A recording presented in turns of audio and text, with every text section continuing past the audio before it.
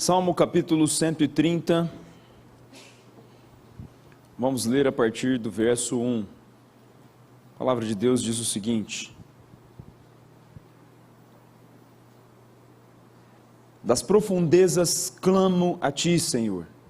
Escuta, Senhor, a minha voz. Estejam alertas os Teus ouvidos às minhas súplicas. Se observares, Senhor, iniquidades, quem, Senhor, subsistirá? Contigo, porém, está o perdão para que te temam. Aguardo o Senhor, a minha alma o aguarda, eu espero na sua palavra. A minha alma anseia pelo Senhor mais do que os guardas pelo romper da manhã, mais do que os guardas pelo romper da manhã. Espere, Israel, pois no Senhor há misericórdia, nele copiosa redenção. É Ele quem redime a Israel de todas as suas iniquidades.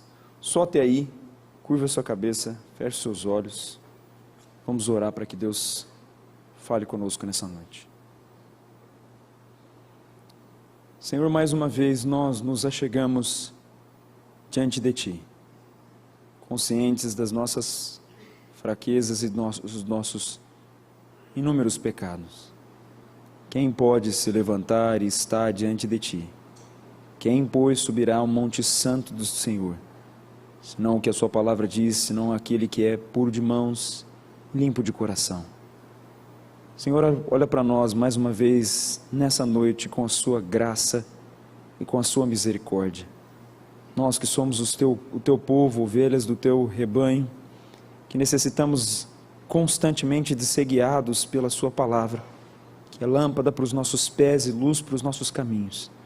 Mais uma vez, ilumina os nossos caminhos com a sua palavra, ilumina as nossas vidas, que precisam constantemente da direção e da instrução do Senhor. Mais uma vez nos instrui, que Teu Espírito abra os nossos corações, abra a nossa mente, para nós compreendermos, recebermos as Suas santas palavras. Que as Suas palavras sejam nessa noite como a espada de dois fios, que penetra até o mais profundo da alma, nas juntas e nas medulas, Senhor, e nos quebrante, que como diz o salmista no Salmo 51, os sacrifícios agradáveis diante do Senhor são o coração quebrantado e o espírito contrito, porque esses o Senhor não despreza. Que assim nós possamos nos achegar diante de Ti nessa noite, que o Senhor fale conosco então, quebrante os nossos corações, e nos leve a caminhar na liberdade que Cristo nos concedeu, no temor que a Sua palavra nos ordena, e na direção que o Teu Espírito nos conduz todos os dias, pelo poder que é em Ti, em nome do Senhor Jesus, amém.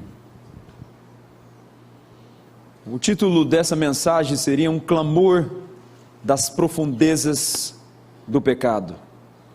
O Salmo 130, ele está dentro de uma cadeia de salmos, que vai do 120 até o 134, e esses salmos são classificados como cântico de romagem. Esses salmos na verdade são cânticos, alguns são cânticos e outros são orações que os judeus cantavam enquanto eles subiam a Jerusalém nas festas anuais que Deus determinava, e estas eram a Páscoa, o Pentecoste e o Tabernáculo. Os judeus então, quando eles estavam nas suas respectivas regiões, eles tinham que peregrinar para Jerusalém, eles cantavam estes cânticos do início da jornada até que eles chegassem ao templo em Jerusalém.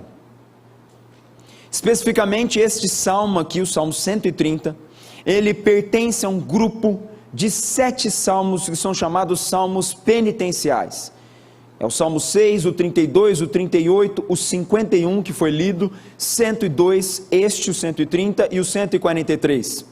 E estes 7 salmos penitenciais, alguns deles pertencentes ao cântico de romagem, outros não, como o Salmo 143 e os anteriores ao 130, são orações do salmista que expressam seus pensamentos, experiências e sentimentos dos pecadores quebrantados, que clamam com angústia ao perceberem a sua injustiça diante de um Deus justo. Mas, ao mesmo tempo, esses salmistas que compõem essas orações, sabem que a única esperança está na graça e na misericórdia desse Deus, desse mesmo Deus justo. Esse salmo aqui, o Salmo 130, é um dos salmos mais preferidos de Martinho Lutero, principalmente pelo fato dele expressar aqui a doutrina da justificação pela fé. E também esse salmo aqui é um dos salmos preferidos do puritano John Owen, que escreveu um livro de mais de 300 páginas só sobre esses 8 versos. Nós não sabemos, e a Bíblia também não dá nenhuma base, nenhuma instrução para nós de quem seria o autor do Salmo 130, se seria Davi ou algum outro salmista. Então, é melhor nós dizermos que ele é de uma autoria indeterminada, não tem como determinar. O que nós sabemos pelo conteúdo dos salmos é que ele é um clamor de um pecador, como cada um de nós o somos. A data e a ocasião, provavelmente esse salmo aqui ele foi escrito, foi composto nos períodos de cativeiro, ou em períodos de cativeiro, para expressar um sentimento de Israel de arrependimento, ou um cântico para expressar arrependimento pelos pecados. Alguma dessas circunstâncias determinam o porquê desse salmo foi composto. E ele começa aqui no verso 1 dizendo: das profundezas clamo a ti, Senhor. Das profundezas. Da onde o salmista está compondo e o que seriam essas profundezas? Nas traduções mais simples e no original, a ideia de profundezas aqui é de uma profunda angústia, de uma completa calamidade, ou a ideia de um abismo. Ninguém pode ouvir ou ajudar o salmista que está passando por essa situação. Das profundezas aqui também faz referência ao Salmo 69, nos versos 1 e 2, que diz: salva-me, ó Deus, porque as águas me sobem até a alma, estou atolado em profundo lamaçal, que não dá pé, estou nas profundezas das águas, e a corrente me submerge. É óbvio que o salmista no Salmo 69 não está falando que ele está afogando nas ondas profundas, ou no mar, ou no lamaçal. E é óbvio que esse salmista, quando ele clama das profundezas, ele não está no fundo do mar, ou ele não está numa situação física. As profundezas aqui, pelo contexto dos versículos posteriores, nós vamos ver o 2 e o 3, ele está dizendo aqui as profundezas da culpa do pecado. O salmista está compondo esse salmo numa situação desesperadora, onde ele foi acusado, onde ele foi pego no seu pecado. Por isso que ele é tido como dos salmos penitenciais, junto com o Salmo 51, porque no Salmo 51 nós sabemos, foi Davi, e Davi ali está proclamando e está clamando pela misericórdia e pelo perdão de Deus, porque o pecado dele o encontrou. O profeta Natan vem denunciar o pecado contra ele, e esse salmista, que nós não sabemos quem foi, ele também está passando por isso. O pecado o achou, o pecado está trazendo uma profunda culpa na alma desse salmista. A alma dele nesse momento está totalmente atribulada, ele não encontra saída, os remédios não fornecerão ajuda para ele agora, os aconselhamentos não poderão salvá-lo dessa circunstância, ele ter 1 milhão na conta bancária também não vai salvá-lo, ele realizar os seus sonhos, seus intentos e projetos, agora essas questões terrenas, elas são insuficientes para tirar o salmista das profundezas. Afinal, ele está perdido nessas profundezas, e ninguém pode tirá-lo daqui. E como eu disse, esse sentimento aqui não se refere a circunstâncias sociais ou externas, economia, profissão, política, pandemia, doença, casamento, filhos, e sim pela condição pecaminosa do salmista. O salmista agora, ao cometer o pecado, ao perceber a gravidade do seu pecado diante de Deus, ele tem consciência então do abismo que existe entre ele e Deus. Talvez aqui, quando ele fala das profundezas, clama aqui, talvez aqui, a questão mais fácil para você entender isso é, como homens e mulheres pecadores, que o coração tem possui abundância de iniquidade, podem se achegar diante de um Deus santo, que nem os céus dos céus são puros aos seus olhos. Como seres que consomem o pecado pelos olhos, que proclamam o pecado com as suas palavras, e que deixam o pecado permear os seus sentimentos, podem se achegar diante de um Deus que é tido nas Escrituras como santo, o santo e santo. Como então, pessoas como nós, podem se achegar diante desse Deus? Antes de nós respondermos essa pergunta, para nós entendermos aqui a afirmativa e esse clamor da angústia da alma do salmista, nós precisamos também entender o que o salmista compreendeu para poder falar isso. E a primeira pergunta seria: quem nós somos? Quem você é diante de Deus? Quem você é que está sentado aí? Quem é você, adolescente ou jovem, que vem na igreja? Quem é você diante de Deus? Como Deus olha você? Quem é você que veio aqui hoje, mas que nunca cometeu nada escandaloso diante de Deus? Você nunca fez nada que alguém soubesse. Você tenta pagar os seus impostos de forma correta, você vigia o que vai na tua mente, você toma cuidado com as suas palavras, com o que você vê, vive dentro da moralidade como uma pessoa, aos olhos do mundo, perfeita. Quem é você aos olhos de Deus? Quem somos nós? Quem era Davi aos olhos de Deus? Quem era Salomão? Quem era o grande apóstolo Paulo aos olhos de Deus? Quem era Jeremias, Isaías, Enoque, Jó? Quem eram esses homens aos olhos de Deus? Quem eram os grandes teólogos e os puritanos, John Owen, Matthew Henry? Quem era Charles Spurgeon aos olhos de Deus? Quem eram os grandes avivalistas? George Whitefield? Quem eram os grandes teólogos, Calvino, Zwinglio? Quem eram esses homens? Quem era Lutero, o grande reformador, aos olhos de Deus? E quem somos nós? Quem é você? Quem é cada um de nós que está sentado nessas cadeiras e constantemente nos achegamos diante de Deus? Como Deus nos vê?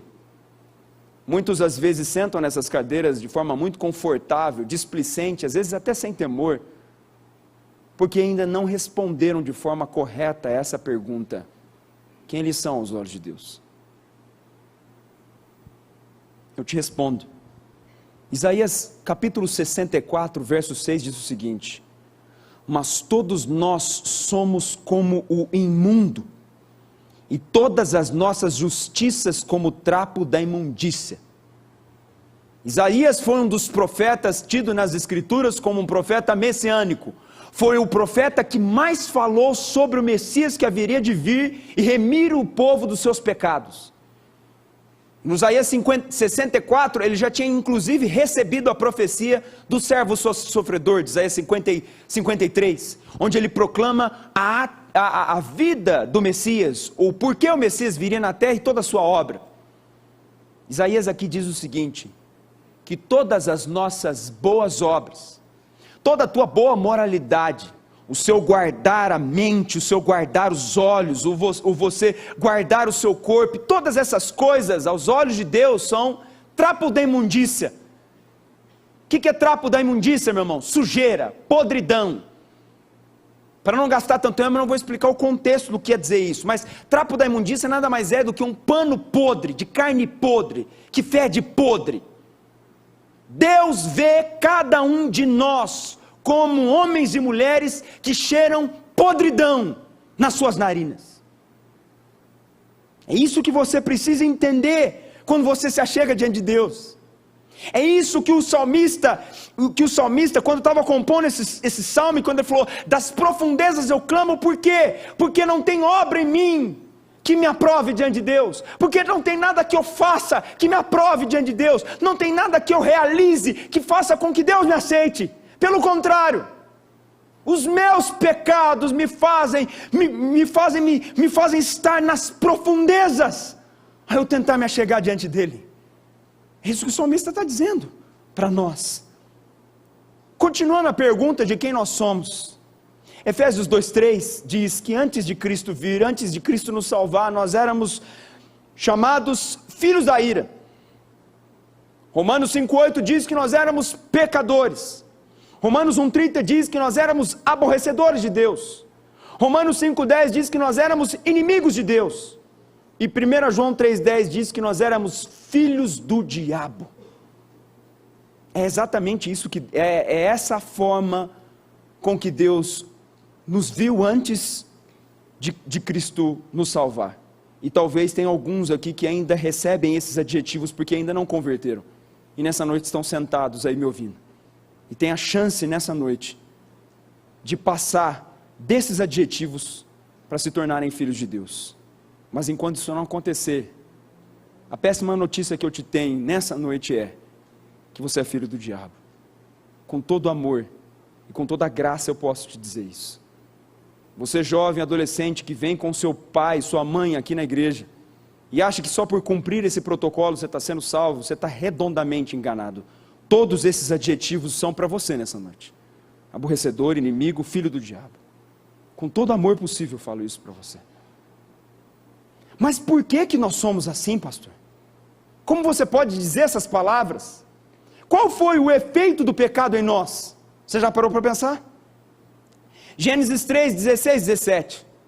Deus dando essa ordem para Adão: de todas as árvores do jardim comerás livremente, mas da árvore do conhecimento do bem e do mal não comerás, porque no dia que dela comerdes, certamente morrerás. Isaías 59:2. Mas as vossas iniquidades fazem separação entre vós e o vosso Deus, e os vossos pecados encobrem o seu rosto, rosto de Deus, de vós, para que não vos ouça. Romanos 6:23. Porque o salário do pecado é a morte. Nós paramos de ter ideia da profundidade, da gravidade, da malignidade e da ofensa que um pecado é diante de Deus. O salmista, quando ele diz da profundeza, ele entendeu isso. Ele entendeu a sua alma num grande buraco de pecado, onde não havia salvação. É num poço onde não há como ele escalar, onde não há qualquer possibilidade de alguém lançar uma corda de tão profundo que é esse poço. Ninguém pode tirá-lo de lá. Ele entendeu. Só há um ser, só há uma obra que pode fazê-lo para tirar desse buraco. Por quê? A Bíblia é muito clara. Nós todos morremos em Adão. Quando Adão e Eva comem do fruto, e a Bíblia diz, Deus diz para Adão: se você comer da árvore do conhecimento do bem e do mal, você vai morrer. Quando ele comeu, todos nós, a humanidade inteira, morreu aos olhos de Deus. Que morte que é essa, pastor? A morte espiritual. A partir dali, Adão não vai mais se achegar diante de Deus, ele corre de Deus. E é o que nós fazemos diariamente. Quando nós pecamos, o que você faz? Você não quer orar, você quer correr, você não quer confessar, você quer correr. Por quê? É exatamente esse efeito do pecado que está vindo sobre a sua alma. Você já parou para pensar quando você às vezes tem um final de semana muito ruim, você tem vergonha de vir na igreja? Você não quer vir na igreja, você não quer orar. Quando você sente aquela malignidade, aquela ofensa do pecado, aquela nojeira, aquele lamaçal que você se encontra, fala: o que eu vou fazer na igreja? Que essa sujeira toda que está em mim. Você está sentindo exatamente o que Adão e Eva sentiram. Quando eles comeram do fruto, eles sentiram a santidade de Deus invadindo o jardim, e a única coisa que eles podiam fazer era se esconder. Nós não podemos nos chegar diante de um Deus tão santo. Estamos mortos agora, temos que fugir dele. Era esse efeito. São as palavras de Isaías, que as nossas iniquidades, os nossos pecados fazem separação entre nós e Deus, para que Ele não nos ouça. Deus tem nojo, tem ódio, tem asco de um clamor de uma pessoa que não foi salva pelo sangue de Cristo. A única maneira pela qual as suas orações podem ser aceitas diante de Deus é porque tem um sangue sobre você, que foi derramado lá na cruz do Calvário. Só dessa maneira. Se não tivesse esse sangue, você pode ter absoluta certeza, você não conseguiria nem terminar a sua oração. Ele já te consumiria, porque aquilo é abominação aos olhos deles. Mas como Deus pode ser assim? é o que a Escritura diz para nós. É o pecado que afetou a nossa alma e afetou o nosso relacionamento com Deus. Por isso o salmista está aqui. Das profundezas eu clamo a ti. O contexto dos salmos aqui, as profundezas representam a grande distância entre o salmista pecador e o Senhor, devido à incompatibilidade do pecado humano com a santidade de Deus, como eu disse a você. E ele diz, das profundezas eu clamo a ti. No hebraico isso aqui dá a ideia de um clamor de alguém desesperado pela sua condição pecaminosa diante de um Deus santo. Jonas, essa ideia aqui de clamar a ti em angústia é a mesma de Jonas, em Jonas capítulo 2, verso 1 e 2, na oração de Jonas que ele diz, então Jonas do ventre do peixe orou ao Senhor seu Deus e disse, na minha angústia, porque Jonas estava desobedecendo a Deus, na minha angústia, ou seja, na minha profundeza, clamei ao Senhor, e ele me respondeu do ventre do abismo do peixe, gritei e tu me ouviste a voz. O salmista aqui, quando ele está dizendo das profundezas clama a ti, sabe por quê? Que havia acontecido com o salmista aqui, ele perdeu a alegria da salvação, ele perdeu a alegria de ser salvo, ele perdeu esse sentimento que permeia todo verdadeiro cristão, que caminha fielmente diante de Deus. Aqueles que caminham fielmente diante de Deus, carregam nos seus corações a alegria de terem sido salvos, a alegria de não carregarem mais a condenação do pecado, mas o salmista estava no meio do lamaçal do pecado nesse momento. Nesse momento não tem mais alegria de ser salvo, pelo contrário, nesse momento invade o seu coração a falta de segurança. Será que de fato eu sou salvo? Será que de fato o meu pecado foi perdoado? Será que de fato eu sou uma pessoa que de fato foi transformada por Deus? São esses sentimentos que permeiam o salmista, por isso que ele clama dessa maneira. Mas o clamor do salmista não é de alguém que havia perdido a salvação, até porque ele está consciente do seu pecado e também ele está buscando a Deus nesse momento. Talvez aqui a forma mais simples de traduzir o verso 1 do Salmo 130 seria: ó Senhor Deus, eu te chamei quando eu estava em profundo desespero. Quantos de vocês que estão sentados aí nessa noite estão na mesma condição do salmista? Em profundo desespero. Que vieram aqui nessa noite para obter uma resposta para o seu pecado, que querem sair dessa condição angustiante. Talvez você pense que talvez é uma depressão que invadiu a sua alma, uma tristeza que não sai. Pode ser, mas para o verdadeiro cristão que está vivendo uma vida de pecado, que não sai dessa condição, essa tristeza não é o emprego, não é o lugar onde ele se encontra, não é a pessoa com quem ele está casado ou está se relacionando, não é a falta de algo que Deus de repente não concedeu a ele, não. A tristeza que permeia o coração de muitas pessoas hoje em dia, que até, às vezes até confundem com questão de depressão ou problemas psicológicos, é uma palavra: pecado. Vai avaliar a vida dessas pessoas, elas estão mal no seu relacionamento com Deus, elas não buscam mais a Deus. Estão afastados de Deus na oração, estão afastados de Deus na leitura bíblica, estão afastados de Deus em todas as circunstâncias. E por isso tem esse sentimento, dessa condição desesperadora. Não obtêm mais o perdão, ou sentem que nunca mais poderão ser perdoados.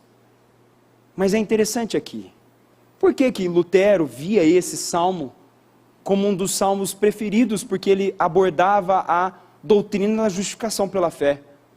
Onde está a justificação pela fé aqui? O salmista no primeiro versículo está falando das profundezas eu clamo a ti. O salmista está em pecado. Quem está em pecado se achega diante de Deus somente mediante uma circunstância, pela fé de que Deus vai perdoá-lo. Só há esta maneira pela qual um pecador se achega diante de Deus. Ele não chega porque ele cumpriu as obras da lei, ele não chega pela sua perfeição, ele não chega pela sua conduta ou pelo seu caráter. Ele chega diante de Deus com a fé de que Deus vai perdoá-lo.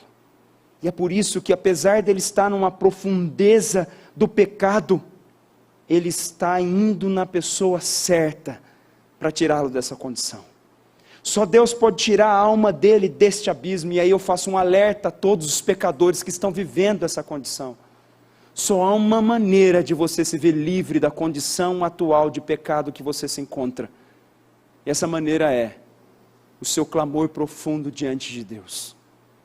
Só há uma porta pela qual você pode se ver livre dessa circunstância. E essa porta é através do seu clamor diante de Deus.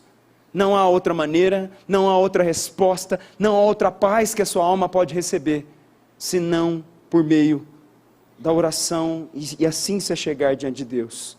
Verso 2, o salmista diz: escuta, Senhor, a minha voz, estejam alertas os teus ouvidos às minhas súplicas. Escuta a minha voz, em meio ao caos da alma pecadora, somente o Senhor pode oferecer ajuda. Como eu disse a você, em relação ao pecado, o tratamento do pecado, o remédio do pecado, não são livros de autoajuda, não tem remédio, não tem mudança de emprego, de cidade, tratamento psicológico, ou qualquer outro fator terreno que possa solucionar uma alma envolvida no pecado. Entenda isso. Às vezes o que você está vivendo não é uma questão de problema psicológico, livro de autoajuda, ou mudança de emprego, de cidade, ou problema no casamento. Às vezes é o seu relacionamento com Deus, que está permeado por pecado, onde não há confissão, onde não há entrega, onde não há pedido de perdão, onde não há abandono do pecado. E talvez por isso você está vivendo a condição que você está vivendo. Talvez por isso você vive triste, você vive sem esperança, você vive sem alegria. Talvez por isso você chega a questionar os outros cristãos: oh, mas será que eu sou salvo? Será que eu não consigo ter o que você tem da alegria da salvação? Por que você está nessa condição? Porque você ainda não se livrou do seu pecado. Você ainda não cortou o mal pela raiz. Que você ainda não se achegou diante de Deus como o salmista está se achegando. Então não há outra maneira para solucionar. A solução para o seu pecado é: Deus, escuta a minha voz e traz o meu perdão. E ele diz: escuta a minha voz, estejam alertas os teus ouvidos. O salmista pede que o Senhor esteja atento ao seu clamor. O verso 1 que diz clama, e o verso 2 que diz escuta, e os teus ouvidos estejam atentos, o salmista, esses versículos mostram a urgência da situação que o salmista se encontra. Por isso ele repete essas expressões: eu clamo a ti, escuta a minha voz, estejam os teus ouvidos alertas ao meu clamor. É a condição de uma alma desesperada no seu pecado, cuja única solução é o perdão que Deus pode, somente Deus pode conceder. E ele diz: escuta, estejam alertas os teus ouvidos às minhas súplicas. A tradução melhor aqui no hebraico, mais simples, seria: estejam os seus ouvidos atentos à voz do meu clamor por misericórdia. Essa expressão, esse verso 2, dá a ideia do salmista implorando pela resposta da misericórdia do Senhor. O que é a misericórdia em palavras simples? A misericórdia de Deus é uma das circunstâncias que baseiam e que envolvem o nosso relacionamento com Deus. A misericórdia nada mais é: você, pelos seus pecados, pela sua condição pecaminosa, merece a ira, merece o inferno, merece o completo afastamento de Deus. Isso é o que Deus deveria te atribuir a mim: o inferno, a condenação, o afastamento completo dele. É isso que nós merecemos, é isso que ele deveria nos dar. Mas a misericórdia de Deus implica em ele deixar de aplicar a ira, o inferno, a condenação, o afastamento aos pecadores, e nos conceder ou se achegar a ele o perdão. Então a misericórdia de Deus é Deus deixar de dar aquilo que de fato nós merecemos. E o que nós merecemos de fato? Nós merecemos a condenação. Nós merecemos o afastamento completo de Deus.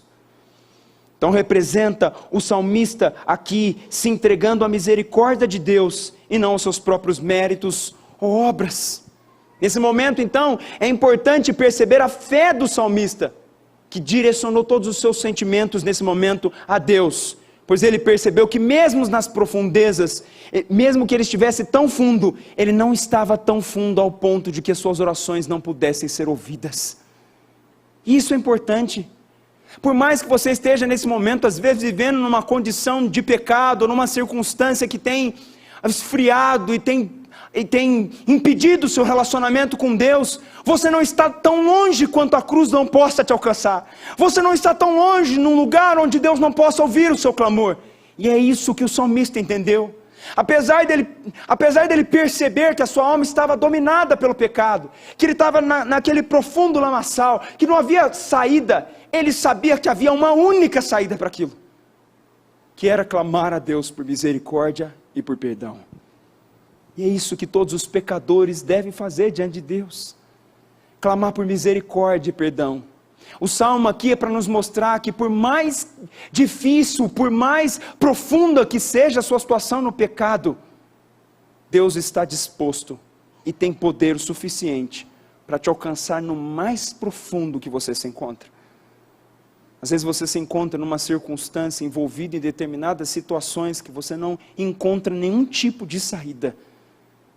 O Salmo 130 é para dizer para você assim: enquanto tiver uma cruz erigida, enquanto tiver um Deus no céu, enquanto o juízo dos tempos finais não ocorrer, haverá misericórdia para o pecador que se achegar a Ele.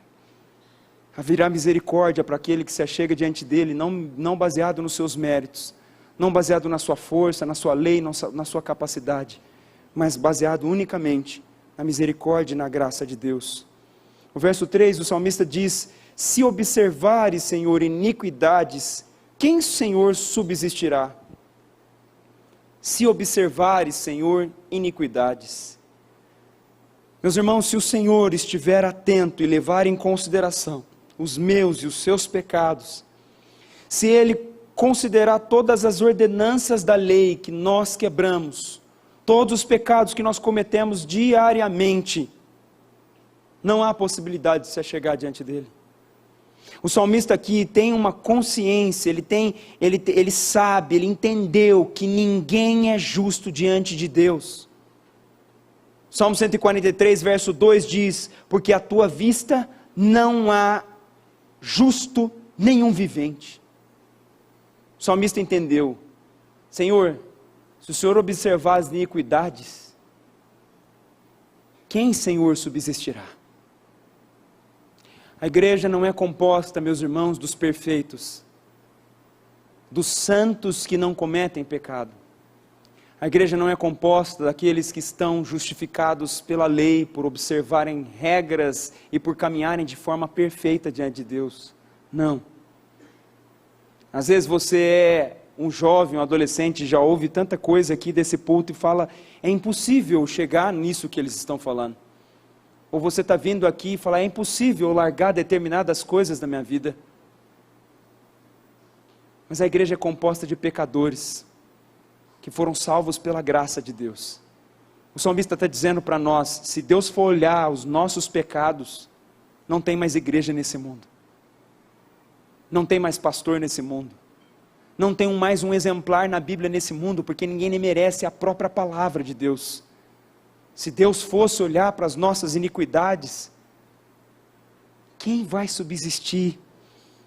Quem subsistirá? O que é a ideia de quem subsistirá? Quem permanecerá de pé? O salmista aqui, ele compreende que se Deus resolvesse lidar conosco, tratar conosco, de acordo com as rígidas exigências da sua lei, e nos convocasse para estar perante o seu tribunal, ninguém, dentre toda a raça humana, seria capaz de ficar de pé ali.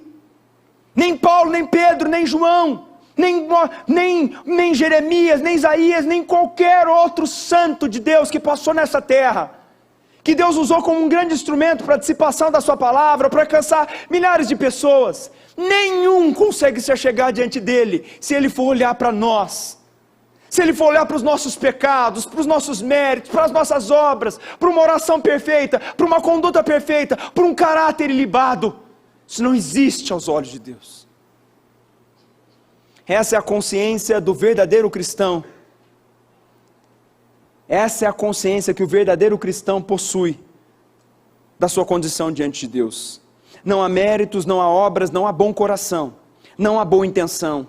Por isso qualquer pregação, doutrina, corrente teológica que amenize ou diminua a profundidade do pecado é ofensiva aos olhos de Deus. Porque o pecado realmente, ele veio para nos matar de forma verdadeira, fatal, mortal e sem qualquer espaço para interpretação diversa. Essa é a função do pecado. E assim, por estar nessa condição que ninguém pode subsistir e permanecer de pé diante de Deus.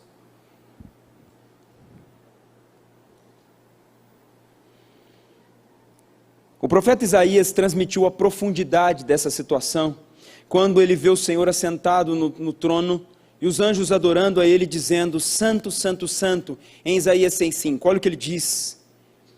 Então disse eu, ai de mim, estou perdido, porque eu sou um homem de lábios impuros, e habito no meio de um povo de impuros lábios, e os meus olhos viram o Rei, o Senhor dos exércitos. Isaías, quando ele vê Deus assentado no alto e sublime trono, e ele está sendo chamado por Deus para proclamar as profecias a respeito dos pecados da nação de Israel, quando ele contempla Deus assentado no seu trono, a santidade de Deus, Deus permite que isso ocorra, afete o coração de Isaías, e quando ele já chega perto de Deus naquele momento, ele diz, ai de mim que eu estou perdido, eu sou um homem de lábios impuros e habito no meio de um povo de impuros lábios. Essa é a nossa condição diante do nosso Rei. Não há mérito, não há como chegar diante de Deus batendo no peito, falando, Deus, eu estou aqui, e o Senhor tem que ouvir a minha oração. Não há como exigir que Ele restitua nada, não há como exigir que Ele faça nada para nós, que nós merecemos, meus irmãos, absolutamente nada. Merecemos a confissão de Isaías dizer, ai de mim que estou perdido. Essa condição deve permear toda a vida cristã, esse temor deve estar na nossa vida o resto dos nossos dias, não é só na hora da salvação, não é só na hora de você ser impactado pelo pecado, nós precisamos entender como é o nosso pecado aos olhos de Deus, e não tratar isso com leviandade, pelo contrário, entender que todas as vezes que pecamos, nós ferimos a santidade de Deus. E essa maneira que o salmista chega, ele diz assim, eu estou aqui nesse meu pecado, Senhor, e agora? Se o Senhor olhar para as minhas iniquidades, como que eu vou se achegar? Como que eu vou subsistir? Como que eu vou viver? Não há possibilidade, salmista. Calvino, comentando sobre esse verso 4, ele diz, a aplicação correta dessa doutrina é que cada um examine com bom ânimo sua própria vida com base na perfeição da lei que nos impõe. Assim cada um se verá forçado a confessar que todos os homens, sem exceção, têm merecido a condenação eterna e reconhecerá a respeito de si mesmo que merece ser destruído 1000 vezes. Essa é a maneira. Olhar para Deus nessa condição do pecado e dizer assim, se ele for olhar para a questão da lei, não há qualquer possibilidade de ninguém ser salvo. Se o Senhor em seu caráter apenas fosse justo, meus irmãos, nenhum ser humano teria qualquer esperança diante de Deus. Presta atenção nisso. Se Deus tivesse um único atributo, justiça, e nós conhecêssemos Deus somente por Ele ser um Deus justo, só isso, e não ter mais qualquer atributo, se Ele tivesse só a justiça, ninguém poderia permanecer diante dEle. Ninguém poderia estar no céu, se Ele tivesse só a justiça. Mas, a boa notícia é, que o verso 4, que vai vir no verso 4, é que o Senhor é perfeitamente justo, mas ao mesmo tempo Ele é misericordioso e gracioso. As pessoas que não vivem então à altura da justiça do Senhor, porque diz em Romanos 3:23, todos pecaram, estão destituídos da glória de Deus, podem lançar-se à sua misericórdia, porque a graça de Deus é maior do que a culpa humana. Essa é a nossa grande esperança. O verso 3 também que diz, Senhor, se observares, Senhor, iniquidades, quem, Senhor, subsistirá? Esse verso também demonstra que o salmista não apresenta qualquer desculpa para o seu pecado. Ele tão somente reconhece plenamente a sua culpa diante de Deus. Uma confissão falsa, muitas vezes, é representada pelas seguintes palavras, eu pequei, mas, por conta disso. Quem entende o seu pecado, não arruma desculpa para ele. O salmista em nenhum momento falou, eu pequei por conta disso. Davi, que foi lido aqui no Salmo 51, na sua confissão, ele não diz, eu pequei porque eu estava no palácio, eu pequei porque eu não fui na guerra, eu pequei porque as mulheres não estavam me satisfazendo e eu tinha necessidades sexuais para serem satisfeitas. Não, Davi não apresenta desculpa. Davi diz somente no verso 4, pequei contra ti somente. Fiz o que é mal aos teus olhos, de maneira que serás tido por justo no teu falar e puro no teu julgar. Deus me julga mesmo. É pura a sua fala de condenação contra mim. Por quê? Porque meu pecado não tem justificativa. Nosso pecado, meus irmãos, não há qualquer justificativa ou desculpa para ele. Ele simplesmente é pecado diante de Deus. Verso 4. Agora o salmista começa a apresentar a boa notícia para nós. Contigo, porém, com o Senhor, porém, está o perdão. Diante da lei de Deus que reflete o seu caráter santo, só Deus pode conceder o perdão para aqueles que desobedecem suas leis e desprezam o seu caráter santo. O salmista então reconhece que os seres humanos não podem ganhar por seu próprio mérito, como ele diz aqui no verso 1, no 2 e no 3. E ele nos oferece agora a sua graça. Por seu perdão, o Senhor se mostra mais poderoso mais poderoso que o pecado. A sua graça, no entanto, não deve nos fazer pensar menos dele com a intenção de desrespeitá-lo. Apesar de Deus ser misericordioso e ser gracioso, não é a sua graça e a sua misericórdia que devem nos fazer ou nos motivar para levar uma vida de pecados. Pelo contrário, isso é contrário até àqueles que entenderam a lei, o temor que nós devemos ter e o que o pecado representa. E ele diz, contigo porém está o perdão para que te temam. Por isso nós devemos temer ao Senhor exclusivamente nessa terra, pois somente Ele pode nos livrar do inferno, agindo com misericórdia para conosco e concedendo o seu gracioso perdão em nosso favor. Por isso, diante dessas palavras do salmista, não há nenhum sentido de você viver uma vida dupla, uma vida na igreja e outra no mundo afora. O Santo de Israel, onipresente, onisciente e testemunha de todos os nossos atos diários, Ele está atento a todas as coisas. Salmo 139, versos 2 e 4 diz, de longe penetra os meus pensamentos, esquadrinhas o meu andar e o meu deitar e conhece todos os meus caminhos. Ainda a palavra não me chegou à língua e tu, Senhor, já conheces ela toda. Não há então qualquer possibilidade de fingir diante de Deus. Não há qualquer possibilidade de você, na igreja você é uma pessoa e lá fora você é outra. Isso não existe diante de Deus. Não tem sentido uma vida dupla, ou uma vida de máscara, uma vida de um fariseu, que dentro da igreja ele ora, ele é santo, mas lá fora ele vive uma vida totalmente contrária àquilo que está sendo pregado, ou à palavra de Deus. Isso não existe, não há qualquer possibilidade, ele esquadrinha tudo. Antes de eu falar a minha palavra, a Bíblia diz que ele já conhece o que a minha boca vai proferir. Ou seja, a única resposta é o que o salmista está dizendo. Eu estou na profundidade do meu pecado, e a única coisa que eu posso dizer, e o que eu posso fazer, é clamar a Ti por perdão. Apesar do Senhor ter a justiça, apesar do meu pecado ter me encontrado, o Senhor tem o perdão. E o Senhor, pela sua misericórdia, pode me conceder esse perdão. Verso 5. Aguardo o Senhor, a minha alma o aguarda, eu espero na sua palavra. Aguardo o Senhor, a minha alma o aguarda. É uma declaração de inabalável confiança no Senhor, a plena fé no Senhor. Quando o salmista diz aqui, aguardo o Senhor, a minha alma o aguarda, e sabe o que isso significa? O salmista diante do seu pecado, ele não correu de Deus. O salmista diante do seu pecado, ele não faltou da igreja. O salmista diante do seu pecado, ele não fugiu da confissão do seu pecado, pelo contrário. O salmista diante do seu pecado, ele sabia que a única maneira de resolver a sua condição era correndo para Deus. Muitos diante do seu pecado, muitos diante de uma condição pecaminosa, correm da oração, correm do pedir o perdão, correm de confessar o pecado, correm de colocar o seu pecado para fora e pedir ajuda para se salvar dele, para sair daquela condição, porque estão envergonhados e porque ouviram a voz de Satanás dizendo que o perdão de Deus não é suficiente para a gravidade do seu pecado. O salmista estava nas profundezas, mas ele sabia de uma coisa: com Deus estava o perdão. Por isso que ele diz aqui agora, eu aguardo o Senhor e a minha alma o aguardo. eu espero na sua palavra.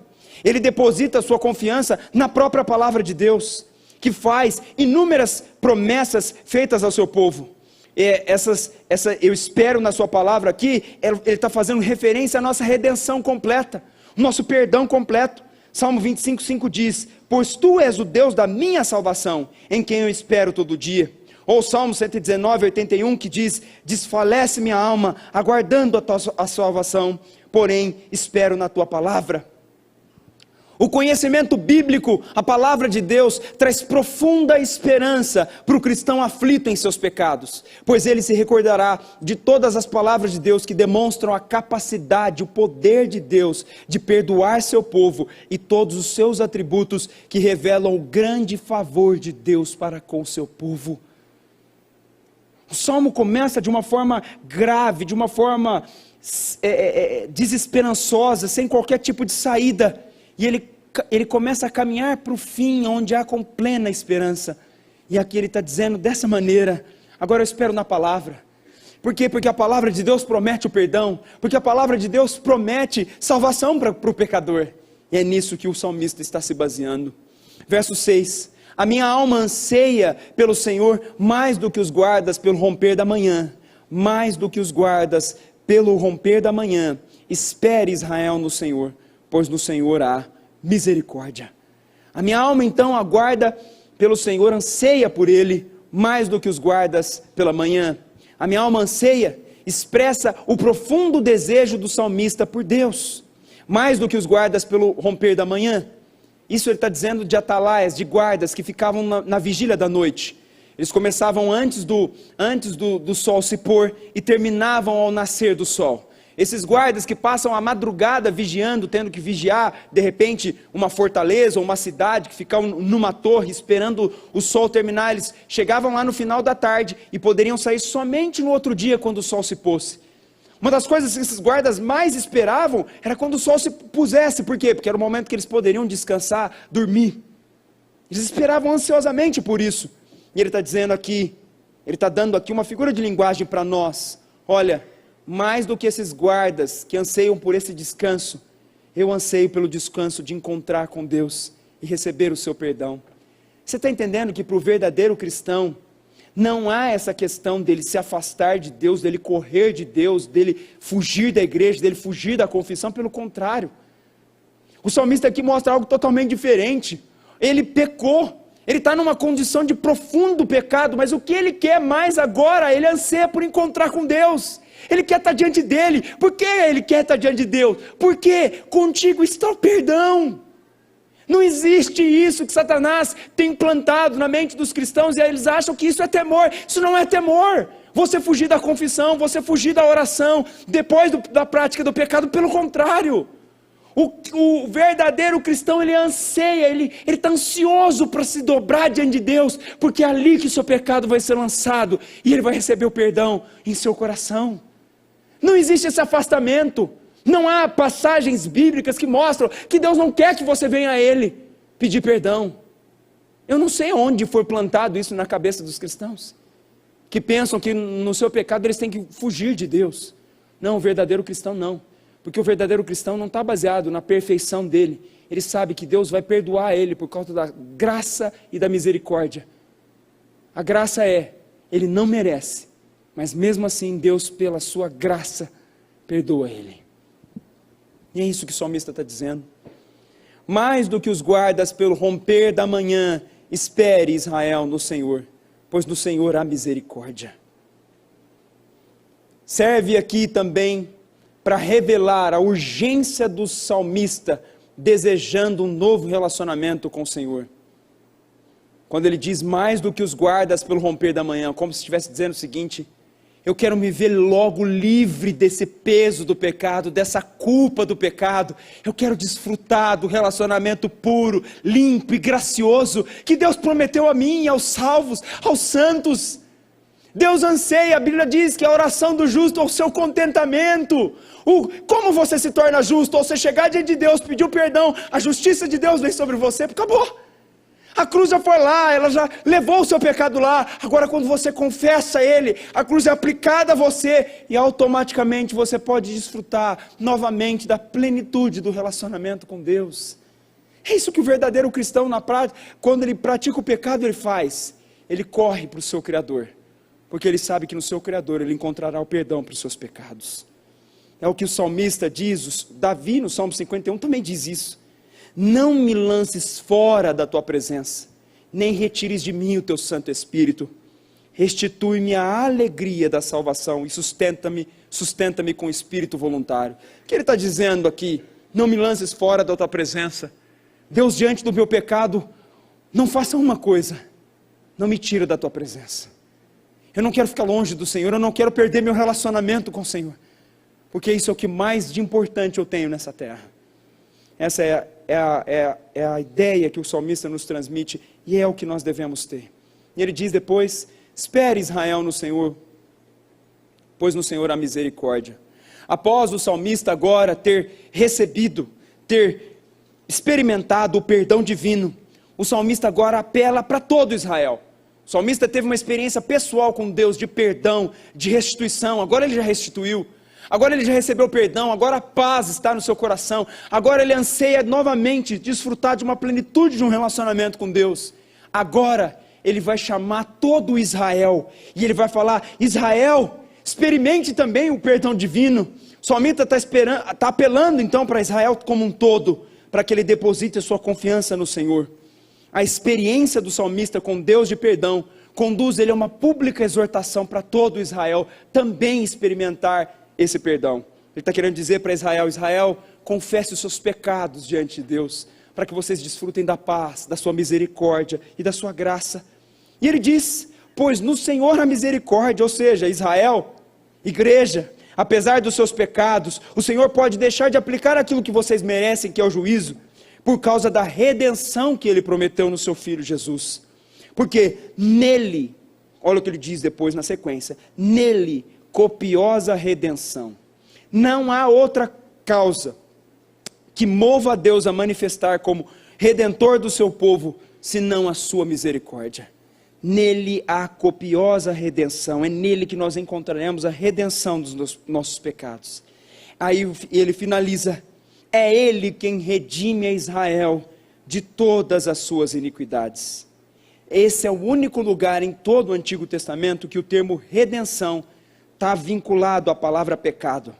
E aqui nada mais é do que pagar o preço pelos nossos pecados. Ele está dizendo: é Ele, Israel, é Deus quem redime a Israel, quem redime Israel de todas as suas iniquidades. É Deus, Israel, que vai pagar o preço pelos seus pecados. Então aqui, obviamente, que ele está fazendo referência aos pecados, ao sacrifício expiatório de Cristo pelos pecados do seu povo. Como diz em Efésios 1:7, no qual temos a redenção pelo seu sangue, a remissão dos pecados, segundo a riqueza da sua graça, em Cristo. O que nós aprendemos aqui, no geral do Salmo? No verso 1 nós aprendemos que mesmo diante dos pecados profundos, nós devemos clamar a Deus, que é o que está no verso 2. Não confiando nos nossos méritos ou nas nossas boas obras, que é o que está no verso 3. Pois Deus pode nos perdoar, como está no verso 4. Assim nós devemos esperar nele, confiando no que ele disse em sua palavra, versos 5 e 6, a qual revela a sua misericórdia, verso 7. E no final, Deus enviará seu Filho para pagar o preço pelos pecados do seu povo, verso 8. Um salmo fantástico, para trazer uma boa notícia para todos os pecadores, que eles não corram de Deus, pelo contrário, que eles vão até Deus, não baseados nos seus méritos, nas suas obras, mas baseados no perdão e na misericórdia que Deus concede aos pecadores. É assim que todos vocês devem se achegar. Por mais horrendo, sujo e horroroso seja aos olhos de Deus os seus pecados, como diz o salmista, nele há copiosa redenção. Nele nós encontraremos redenção para a nossa alma e para os nossos pecados. Feche seus olhos nesse momento.